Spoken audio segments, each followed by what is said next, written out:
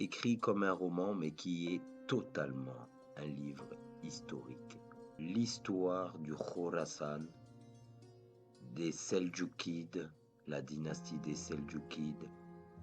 Vous allez en apprendre plus sur les Abbassides, le conflit entre les Omeyyades et les Abbassides. Et du coup, vous en apprendrez aussi sur le fondateur des Assassiyun, Hassan Sabah, et le fort Alamaut, ainsi que les invasions mongoles qui donnèrent justement les Seldjoukides avec la dynastie des Khan, descendants de Gengis Khan. Non, c'est un livre vraiment extraordinaire, formidable. Et il est absorbant, captivant, très très bien écrit. C'est un ouvrage digne de ce nom où on voyage littéralement dans le temps. C'est extraordinaire ce livre à lire. Je le conseille à tous. Donc les personnages de ce livre, vous allez voir, principalement tournent autour de 3 grands personnages. Omar Khayyam, un poète qui aime bien son petit verre de vin, qui est en même temps quelqu'un de très érudit et qui voyage et qui a une façon de vivre qui va vous démontrer aussi quelle était l'ouverture et voire la décadence des Abbassides.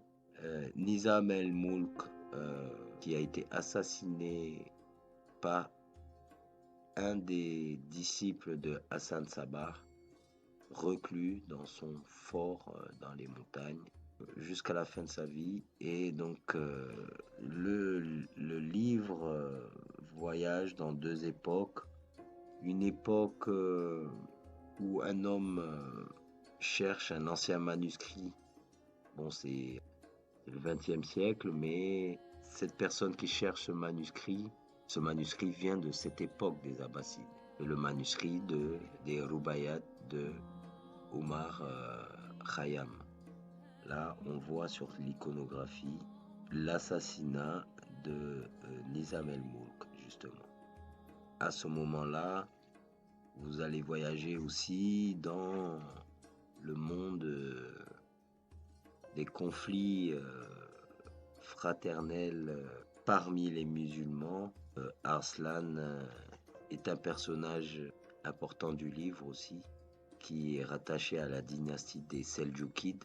Et on peut aussi faire un lien avec les invasions mongoles qui ont pris Damas et fait qui n'a pas d'équivalent dans l'histoire. Les vainqueurs se sont convertis à la religion des vaincus. Samarcande, Amin Malouf. Si vous pouvez avoir cette édition, c'est vraiment pour moi, enfin celle que j'avais préférée. Alors le mode de vie justement de Omar Khayyam, c'est profiter de l'instant. Alors il y a Jahan qui est un des personnages féminins du livre, qui elle aussi est une poétesse. Donc très important ce personnage dans le livre, dans l'histoire et dans la vie de Omar Khayyam. Le manuscrit Rubaiyat, donc les quatrains de Omar Khayyam, est au centre de la trame de l'histoire. Il y a aussi ce côté farniente, ce côté décadent des Abbassides qui est montré dans ce livre. Du coup, c'est ce qui a sûrement précipité leur chute. Mais on peut voyager vraiment dans ce monde du Khorasan à travers cette histoire. Alors, c'est pas une histoire d'amour, le livre, parce que c'est un livre vraiment historique, mais comme je vous ai dit, le personnage de Jahan est très très central dans l'histoire du voyage de Omar, qui porte un nom sunnite et qui voyage dans un pays plutôt chiite, alors que à cette époque-là, comme le dit un des passages du livre, Omar rencontre Hassan Sabbah quand il est jeune et il a une discussion profonde avec lui et il se demande si c'est pas cette discussion qu'il a eue avec lui qui a donné l'idée de faire les Assassiyun. Et donc c'est pour ça que l'histoire est reliée avec Omar Khayyam, Hassan Sabbah et Nizar Melmouk, puisque Nizar Melmouk va mourir assassiné par un des disciples de Hassan. Donc la vie des Abbassides à Ispahan, à Samarcande, dans le Khorasan, c'est vraiment un livre qui nous permet de se plonger dans ce monde. Voilà, c'est un peu la philosophie du personnage. Donc un morceau de pain, un verre de vin et toi. Toi, il parle de justement ce personnage féminin, Jeanne, vraiment à lire. Ce livre, il est très très enrichissant. Nizam el-Moulk, il y a d'autres ouvrages sur le personnage, parce que c'est un personnage historique connu. C'était pour vous montrer que vraiment ce livre, c'est pas qu'un roman, puisque tous les éléments du livre sont vraiment vérifiés, historiques. C'est un travail très précis, vraiment très riche. Donc on voit comment un des disciples de Hassan Sabbah assassine Nizam el-Moulk. Et sachez que quand vous lisez le livre, vous vous rendez compte que les gens, ils essaient pas de s'échapper en plus. Ils savent qu'ils vont se faire exécuter, ils vont se faire tuer, donc mais ils déclament donc d'où vient le coup, c'est-à-dire il tue la personne et ensuite il te dit, enfin, pendant qu'il tue la personne, au moment où il le tue, il te dit, ben ça vient de Hassan Sabbah. Donc en fait, ça crée une certaine crainte de Hassan Sabbah qui se planque à la monte et tous les souverains le craignent parce qu'ils ne savent pas à quel moment il peut envoyer un de ses sbires vous assassiner. C'est c'est là où vous voyez aussi dans le livre, vous explique l'erreur qu'il y a des gens d'attacher le mot hashish et hashashin à cette secte, alors que c'est pas du tout le même mot. En arabe, c'est as-sas, c'est-à-dire le fondement, la base. Et donc, les assassins, c'est les fondamentaux, en fait. Ça n'a rien à voir. En plus, il y a beaucoup de légendes et de fantasmes. D'ailleurs, si vous lisez ce livre, au moins étymologiquement, le livre, il éclaircit le point de confusion. Et en plus, il explique clairement en quoi consistaient les assassins. Il fait le lien avec les Ismaéliens, à ne pas confondre avec les Ismaélites. Non, c'est un livre très très très enrichissant. Mais ce qui est vrai, c'est le redoutable Hassan Sabbah qui faisait trembler tous les souverains du Khorasan et du monde musulman, car il pouvait assassiner qui il voulait finalement, même s'il ne pouvait pas sortir de sa forteresse, parce que là, à mon avis, il n'aurait pas pu aller bien loin. Un personnage où on peut tirer aussi beaucoup sur la doctrine des Khawarij, des Kharijites. Donc voilà, du haut de sa colline, du fort à la monte, qui n'a pu finalement être balayé que par les invasions mongoles. Hassan Sabbah donc était prisonnier. Il était puissant, mais prisonnier de son fort, le fort à la monte. le célèbre fort Alamand. Je ne suis pas sûr que c'était dans un endroit très accessible puisqu'il a réussi à rester avec ses petits-fils sur le site jusqu'à ce que les Mongols rasèrent tout sur leur passage. Alors voilà pour Hassan Sabbah, fondateur des Assassinides. Voici une citation qui vous montre un peu la doctrine de ces assassins. Nothing is true, everything is permitted. Rien n'est vrai et tout est permis. C'est un peu... Ça ne définit pas du tout le personnage. Il faut vraiment lire le livre parce que justement, on parle de cet ouvrage, justement, qui était gardé à Fort Alamand par les Ismaéliens.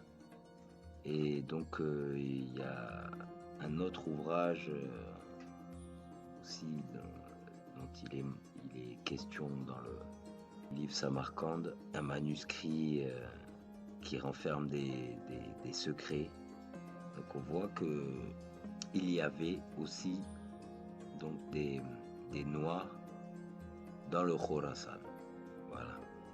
Dans l'iconographie, on nous montre des Asiatiques, puisque je vous dis que c'était plutôt l'Ouzbékistan, c'est une influence mongoloïde au niveau du phénotype, mais il y avait des Noirs dans le Khorasan. Hassan Sabbah était donc prisonnier de son fort. Il n'en sortit plus jamais jusqu'à la fin de sa vie. Par la suite, 2-3 générations après, enfin quelques générations après, les Mongols ont rasé le... Il ne reste, je pense, aujourd'hui que quelques ruines. C'était quand même un lieu au perché. On ne savait pas, je pense à mon avis, où il était et je pense que les gens n'avaient pas vraiment les moyens de venir le trouver. Et il a terrorisé le monde musulman, les souverains en tout cas musulmans, parce qu'ils ne pouvaient pas savoir si un jour Hassan pouvait décider de les assassiner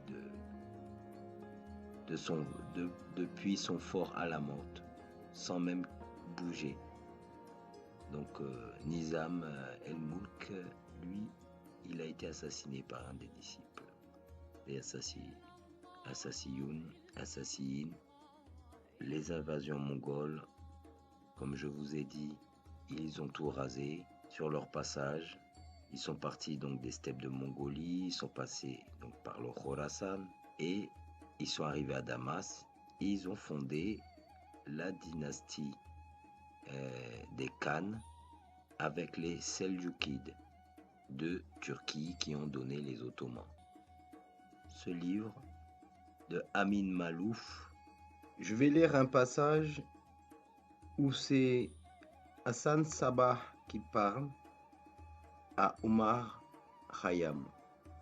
À ce moment-là, la secte des Assassinides n'existe pas encore, car Hassan Sabbah n'a que 17 ans au moment de cette première rencontre. Ils se sont rencontrés 2 ou 3 fois, et ça c'était la première. Alors, je ne cite pas tout, je prends juste un petit passage. Comme je vous disais, c'est Hassan Sabbah qui parle à Omar Khayyam. Pour vous, les sunnites, il n'y a effectivement pas de preuves. Vous pensez que Mohammed est mort sans désigner d'héritier, qu'il a laissé les musulmans à l'abandon et qu'alors ils se sont laissés gouverner par le plus fort ou le plus rusé. C'est absurde. Nous pensons que le messager de Dieu a nommé un successeur, un dépositaire de ses secrets, l'imam Ali, son gendre, son cousin, son presque frère. À son tour, Ali a désigné un successeur, la lignée des imams légitimes.